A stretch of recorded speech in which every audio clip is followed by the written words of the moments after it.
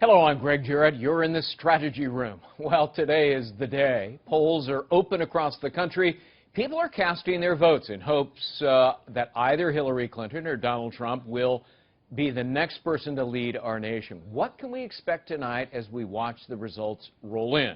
Joining me now, Democratic strategist David Mercer, Republican strategist Brad Blakeman. Gentlemen, it's been a long haul, and it's nice to spend part of the final day with you. David, let me begin with you.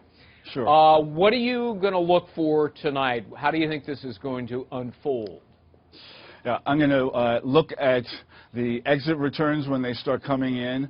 I'm going to be looking at states, as we all are, I'm sure, Florida, Pennsylvania, in particular North Carolina and Nevada, because in Nevada we've seen an all-out turnout of Hispanic vote, which may put us where the Trump campaign began is going to be where it ends, in that they may decide this, because without Nevada, also without North Carolina, given the turnout there among women, also millennials, African Americans, right.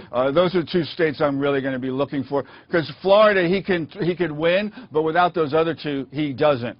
Not to say that we're going to not look to Florida for Sure. Clinton to do everything she can to get it as well. All right, Brad, a couple of weeks ago, Donald Trump was down, 10, 12 points. He closed the gap. What are you expecting tonight?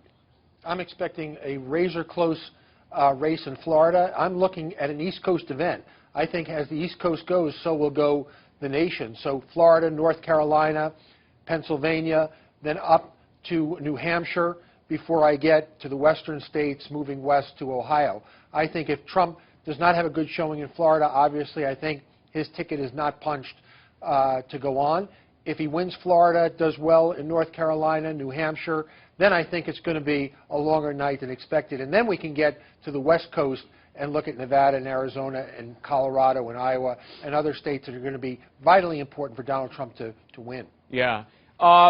Forecaster Nate Silver's 538, David, Yes. gives Clinton a 71.6% chance of victory. He projects 303 electoral votes for Hillary Clinton. A couple of other forecasters have an even higher percentage chance of victory for Hillary Clinton. I'm sure that's heartening to you as an ardent Democrat. What do you make of it? It is heartening. It's also consistent, as you point out. It's not Nate Silver alone forecasting the same. And beyond the forecast or probability, what I look at is, on average, how many electoral votes are they projecting that Trump could win? Could win, I emphasize. And that is maybe, anywhere from 190 to 210 or what have you. And you know what? That's only 35, at most 40% of the electoral vote. That is what I really focus on, even beyond what we're hearing in the polls.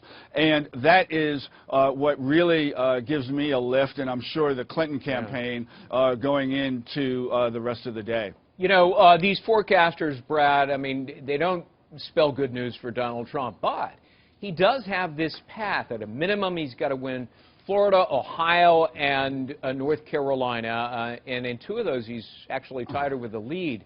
But he has a shot, does he not, at flipping a couple of blue-leaning states. For example, Colorado, Michigan, Pennsylvania, they've been reliably blue, but he's within striking distance there. I checked the polls this morning.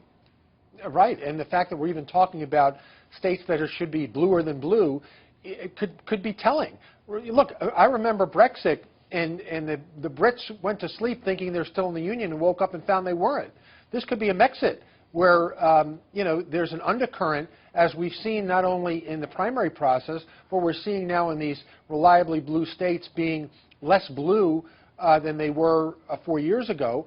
This could be telling. Independents and those people who are just ticked off at a do-nothing government could really turn the tide here. It will be an ultra-amazing effort for Donald Trump to do it, but if anybody could do it, this guy could. All right, gentlemen, thank you both, David and Brad, for election results and political news. Stay right here at foxnews.com. I'm Greg Jarrett.